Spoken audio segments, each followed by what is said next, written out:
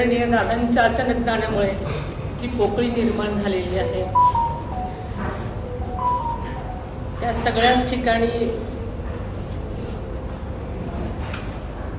आपण सगळ्यांच्या निर्णयामुळे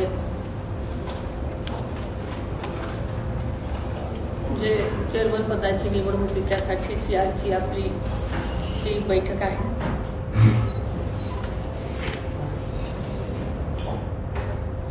मी काही दिवसापूर्वीच स्वप्नीलला म्हणाले होते की स्वप्नील, तुम्ही मला माळेगावला कधीही बोलवलं नाही रे, मी येणार आहे तुमच्याकडे, पण अशा पद्धतीने मला इथे यावं लागेल असं स्वप्नातही वाटलं होतं।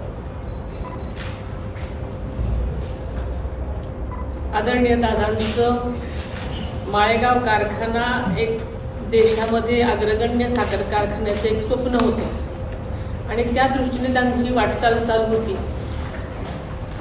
आपल्याला माहिती आहे की या नीलकंठेश्वर पॅनलला जेव्हा सगळ्यांनी भरभरून मतदान दिलं,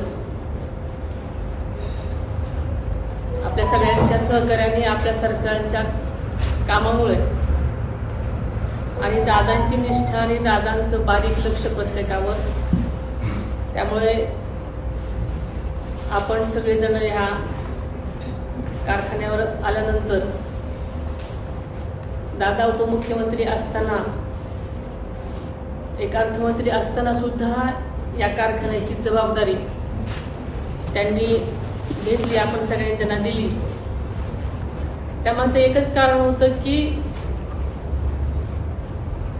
हा अत्यंत चांगला, सगळीकडे वाखाणलेला कारखाना देशामध्ये त्यांना एक नंबरचा आणायचा होता। त्यामागे अनेक त्यांच्या गोष्टी होत्या। त्यांनी चेअरमन झाल्यानंतर सुद्धा अल्पावधीतच खूप काही गोष्टी कारखान्यासाठी केल्या आणि त्यांची स्वप्न खूप काही करण्याची होती। आपण सगळ्यांचा मोठेपणा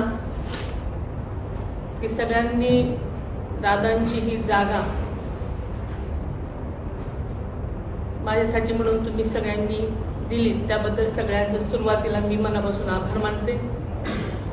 मला नक्कीच खात्री आहे की तुम्ही हा मोठेपणा दाखवलाय, याचं श्रेय सगळं तुम्हाला असलं तरी तेवढंच सहकार्य तुम्ही देणार आहात आणि दादांची स्वप्न पूर्ण करण्यासाठी आपल्याला कारखान्याचे सभासद, कामगार, अधिकारी आणि आपण सगळेच शेतकरी यांना नक्कीच न्याय मिळवून देण्यासाठी दादांनी जे जे म्हणून ठरवलेलं आहे त्या त्या गोष्टीसाठी मी तुमच्या सगळ्यांच्या सहकार्याने नक्कीच प्रयत्न करेन, हा शब्द मी तुम्हाला आज देते।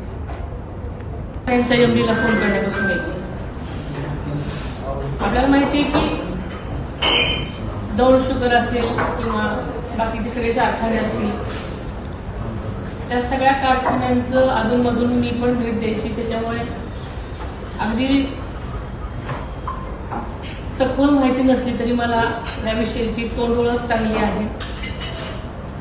अनेक गोष्टी दादांच्या बोलण्यातून रोज सकाळपासून आम्ही तेच ऐकायचो। त्यामुळे काम करताना अडचणी आल्या तर सहकार्याने नक्कीच आशा